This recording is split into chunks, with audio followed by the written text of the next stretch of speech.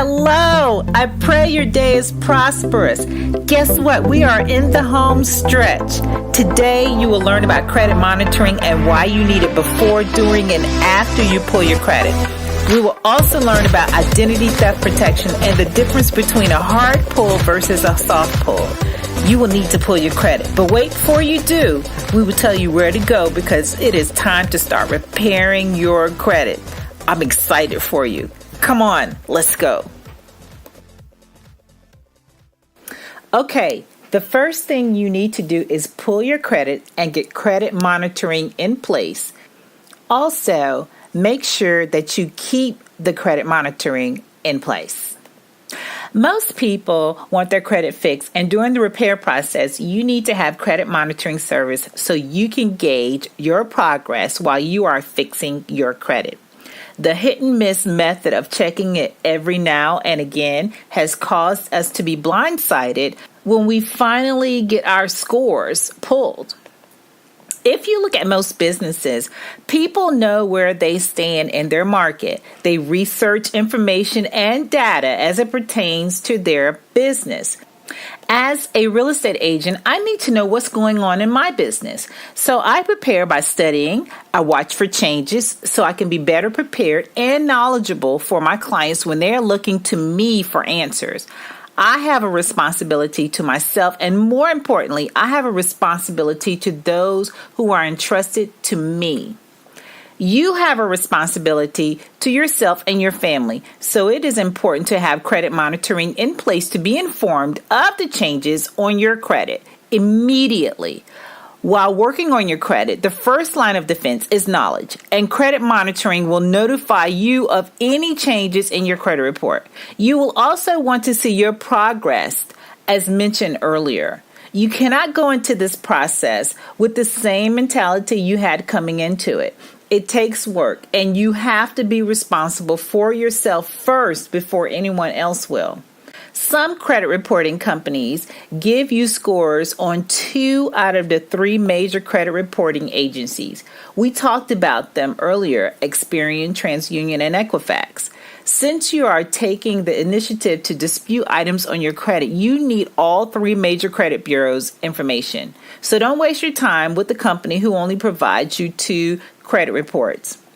I also mentioned to you in a previous video that creditors pay credit bureaus to be a member of their organization and to be able to report items on you. It is not a good idea to pay Equifax, Experian, or TransUnion to monitor your credit because it is a conflict of interest, and I would suggest not paying for their services to monitor you. There are companies out there called Privacy Guard or Identity IQ, but Identity IQ is the one I highly recommend. They offer $1 million in identity theft protection at the time of this recording. There is a link in the lesson resource area to sign up for their services. When you get your credit monitoring in place, you have an option to pull your credit and look at what is on your credit file and your scores. We need you to pull your credit. I cannot emphasize this enough. Pull your credit, download it, and print it. You must print your credit report. Looking at it on the screen is not going to work during this process. When you pull your credit, it is called a soft pull. A soft pull does not affect your credit score. It is mostly done to give you, an employer or credit card companies, information about you. Credit card companies use this information to send you a pre-approval offer. Remember, soft pulls do not affect your score. Hard pulls are a little different.